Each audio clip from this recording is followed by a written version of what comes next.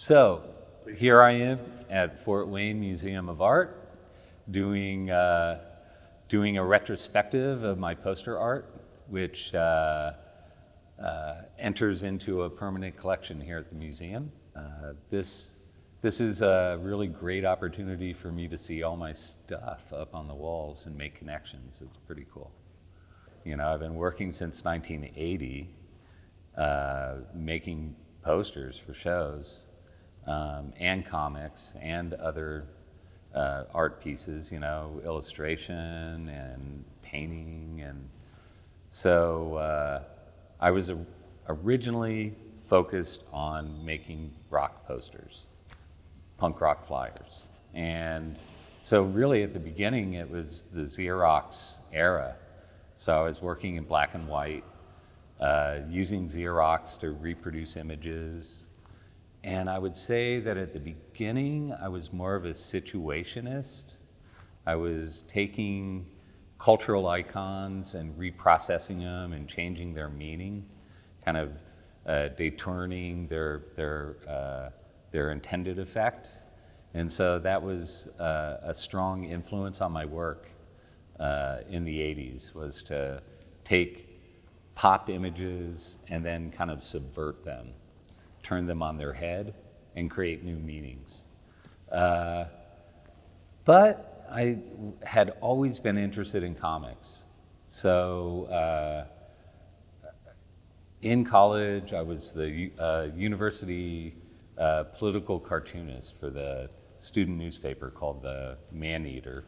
And for 4 years, I did 2 cartoons a week for the Man-Eater, working with the editor and creating political cartoons. And so my work went through a whole period where I was just really focused on making cartoons. And after school, I really got into the punk rock scene. And that's what I wanted to do. And kind of went underground, worked with the punk rock bands and the skaters, and we did events, and I was making poster art for that, and getting into the zine scene and all the DIY kind of punk rock culture. And that eventually led me from Missouri, where I went to school at the University of Missouri, to New York City. And in New York, met up with the World War III Illustrated crew. And that's Peter Cooper, Seth DeBachman, Eric Drucker. And I co-edited issues of World War III for the 4 years that I was living on the Lower East Side. And I really, at that point, was my work was engaged, basically in activism and political struggle. And we did a lot of events around homelessness and economic inequalities and police brutality. And my work was focused on that. And for 4 years, I was doing comics and agitprop. And New York got pretty heavy, I have to say. Around 1989, there was a huge sort of what the locals call a police riot. It was the Tompkins Square riot, and basically they rounded up everyone in the Lower East Side and just arrested all the bad eggs, I mean, essentially. And I blew out of town. I took off. It was such a heavy scene that I went out to San Francisco and encountered the rock poster movement, an underground cartoon scene. And that's where my work went, in the direction of underground cartoons and psychedelic rock posters. I would think of it as kind of post-revolutionary. We were engaged in activism, and I was still I'm still to this day doing very, very much political work with my posters, but I was also aware that people like to go to events and have fun, and so you can attract more people with a spoonful of sugar, you know. And so we started doing event flyers, and that eventually led me to work for Bill Graham Presents, where I got my first kind of professional jobs doing posters. And Bill Graham was the original rock promoter from San Francisco who set up the Fillmore and the Warfield theaters and did all the original hippie shows with like Jimi Hendrix, Janis Joplin, etc. And at the time, I had met Nancy, who's my life partner, and we worked together at the comic book store. And so I was making Fillmore posters and working at the comic store with Nancy, who I'm still with, and she's definitely my muse. And she she was managing the store, and so we were right there at the middle of the whole scene of underground cartoonists. So I started working on a newspaper using my journalism degree from the University of Missouri and kind of mixing my subversive attitude, and we created a magazine called Filth, which we did for like 5 or 6 years, late 80s, early 90s, and each edition came out, we had 10,000 issues. And I was, by working at the comic store and being part of that scene, I was able to meet Robert Crumb, Spain Rodriguez, Robert Williams, S. Clay Wilson. I became friends with Ron Turner, who printed rip-off comics, and basically just was right there at ground zero of the whole underground comic scene. And I was able to hire those guys to do covers for Filth magazine and work with them.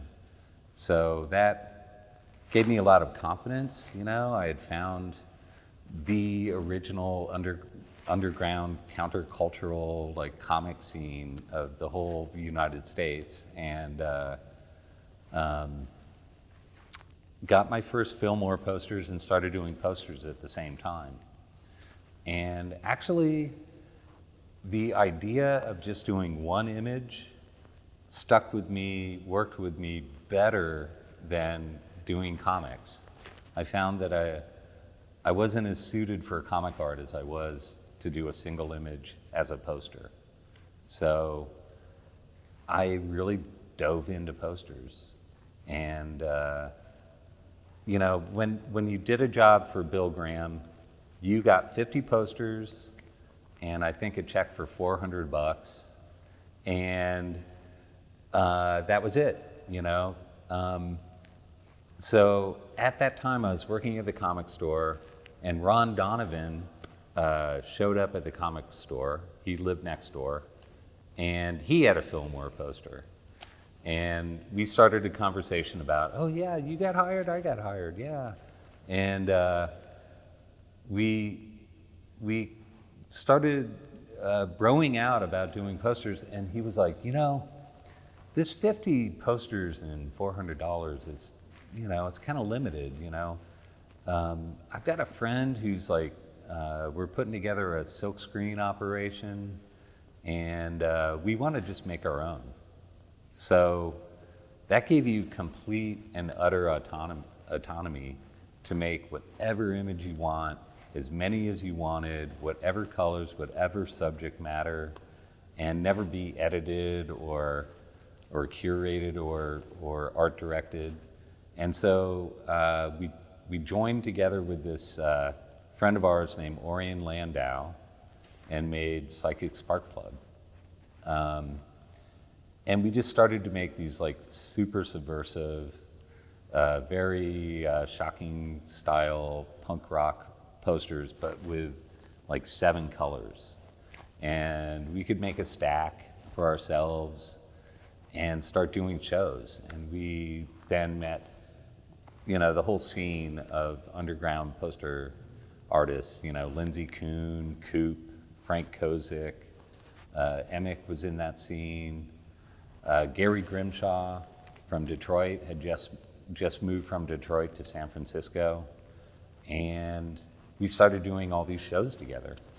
And it was just this, suddenly, kind of an explosion of posters that were going up in store windows or on the street from like the mid-90s until like 2005. It was just like really a scene. You actually saw all this stuff on the street. And I guess that's what got me fired up and started doing the posters. That's kind of the trail. One of my favorite posters that I did with Psychic Sparkplug is the steel pole bathtub at the Jabberjaw. The kind of genetic mad scientist doctor who's created this like weird combo of like microbe and Ludwig van Beethoven kind of crossed musical genius with like some like viral disease. I think it's my favorite, probably because it's my friends in Steel Pool Bathtub who really gave me a start in the whole poster scene.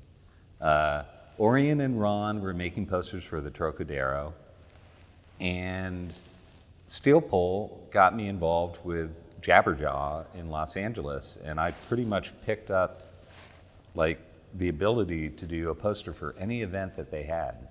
So that one led to me doing posters for a living, pretty much. Yeah. The process, I'll start with sketches, and usually I'm doing that on printer paper, very kind of cast off. And I work those up into like a final pencil. I'll scan that, then go back to a light table, and I'll start inking. And for me, the inking process is probably my favorite part. I used to work quickly and bang them out, and now I'm like really into a kind of a conversation with the paper and the ink and the forms, and that could just be that I've learned a few things in my day, and so inking is always just kind of a blast. And now it's like it could be up to a 3-day or 4-day process when I'm finally ready to go to the next step, which is to take the ink, scan it, and then begin the color separation process, which all pretty much happens in Photoshop. And that for me is like I found a way to do this, with the introduction of the computer to my work, and I pretty much have embellished it, but it's pretty much the same process. I'm cutting paths. I'm still using a mouse. I do not use a Wacom tablet or any of that kind of thing. I want to draw with ink on paper in an analog process. Almost all of my originals are completely clean. There's like no whiteout. Occasionally I scratch with a X-Acto, but I work slow enough and take enough breaks that every line comes out, it's clean. If I make a mistake, I work it in. I find a new edge, but it's just as I drew it. And so then the scan goes into the computer, I bring that over, and I start building paths. Click, click, click, click, click, click, click. The first path is usually just an outline of the whole figure, if I'm doing a muse. And it can take me like 3.5 hours, like just to make the outside contour. Then I've like background, foreground. And then the process kind of unfolds. I mean, a lot of that is, my own conversation with Photoshop, it's probably not very interesting. But one thing that is very interesting, I think, to most people when they see how much color is in my work and how the color is additive color from red, blue, yellow, that I design completely 100% in black and white. I do all the color separations, blends, overlays, textures, everything in black and white, and I interpolate all the colors as percentages of yellow, percentages of red, percentages of blue, and do that all in my head. And so that process can be a day or two, maybe 3, and at the end, I've turned it into printable halftone or printable mezzotint. Everything's set. All the layers are flattened into red, blue, yellow, black, gold, silver, and glazes. And then I interpret it as color. I turn the file into an RGB and start to fill the red, fill the blue, fill the yellow, and see how I did. And I would say 85 to 90% of the time, that's the design. I nailed it.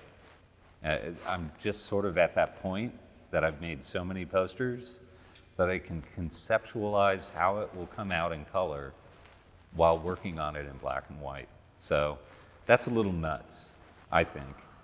Like holding all the color information as a mathematical value in your head. That's like a printer thing. It's really crazy. But from there, I get the films, the aforementioned colors. I prepare my screens with photographic emulsion, expose those, all the colors separated out. So I'll have 7 screens, and basically you're gonna see that whole process from that point on in our installation piece, which is the entirety of the printing process. I think in 2018 or shortly after Josef Zimmerman and I decided to do this show as a poster show, as a retrospective of all the work I've done for music events and the like. We were thinking it would be really cool to reveal the whole process of printing, because I'm engaged in the printing of all the work that I make. And what people don't realize is how labor intensive that process is. Like, everyone has their own way, but a lot of artists, when they get to the point of finishing the design, they just pass it to the printer. And I'm that guy for me. I pass it to me, and then I have to print it. And Josef and I thought that it would be such a cool idea to make that real for people. And I proposed that we maybe do sort of an Andy Warhol inspired installation piece in film where we don't cut out any of the boring parts. We just show the whole process as it is and confront the whole aspect of time and labor and how each piece is really an involved process that occurs over a 15 to 20 hour period, and it's remaining completely aware and engaged through the whole process. I mean, you're going to see that I have helpers that help me rack, but I do all the printing, and you'll see that I get in conversations with the guys that I'm talking to, but really after like 2 or 3 posters, my attention's back on the screen again. I have to just completely concentrate on making these all turn out great. And that's what we attempted to bring across with the installation, is that there's a dignity in labor, that there's a conscious process behind all these pieces, that it evolves over time, and you get to really get engaged in like how these are created. And I think it's a really genius piece, and I really thank Joseph and John Hartman for coming to my studio and filming this whole thing, and for the museum to endorse the idea and actually do such a crazy film. It's like, I think 16 to 18 hours long. and actually the neatest part about that is because we have like a complete permanent collection of all the work in the show, also having the entirety of printing one of those pieces like in the can is like such a great addition to the permanent collection. It's just like you never get to see the artist in that much detail work through a piece. It's really cool. So because I've had a long career and I'm super still active, and I am building a new print studio in the next year. And I built my first print studio in like 1996. So almost like 28 years ago. And I built probably 7 or 8 print shops over the years, not to mention other ones that I helped build. I know this question intimately because each time I want to make the perfect work environment. And each one has been, you'll see it outlined in my book, which is the catalog for the show. The book is organized around the building of each of those shops and what each shop allowed me to do, and how it's actually the condition, the locale of the labor that actually conditions the output of the studio. It's somewhat kind of a political analysis of the foundation of labor. So when you build a shop, you want to create the most diverse playground you can possibly imagine. Like, what could go on in there? Like a wall space for painting, and a giant hand press for like making oversized pieces, and automatic press, and maybe even a press backup. I started to work large, and I found big advertising screens and on like Craigslist, and I was able to buy like 20 of them for like a couple $100 because it was clogging up someone's garage. So now I have like these huge screens and I have to burn them. What did I do? I built a giant, like probably Northern California's giantest exposure unit from scratch.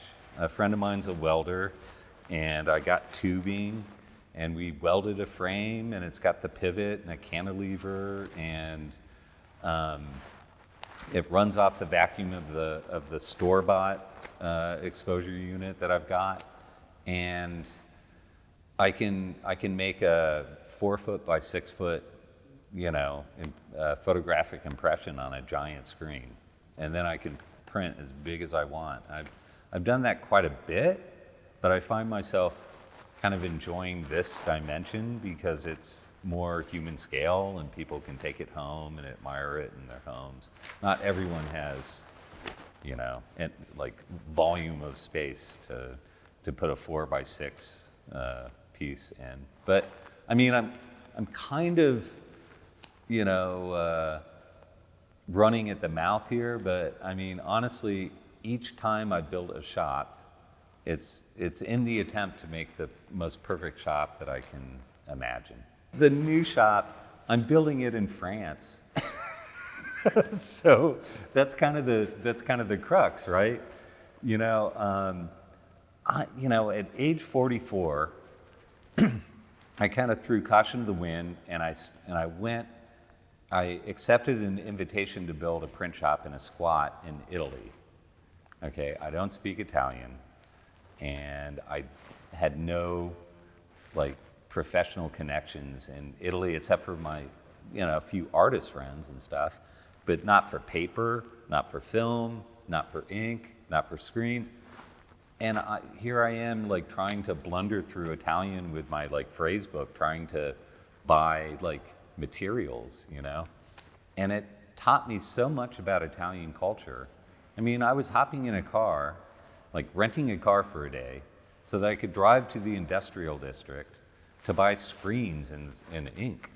And I'd show up and they would be like in Italian, you know, because I recognized later when I picked up Italian, that they were like going, oh, it's the crazy American tourist guy that's like trying to make posters. So the latest shop is, you know, I bought a property in France and I have a garage and I'm converting it into a print shop that I can work from.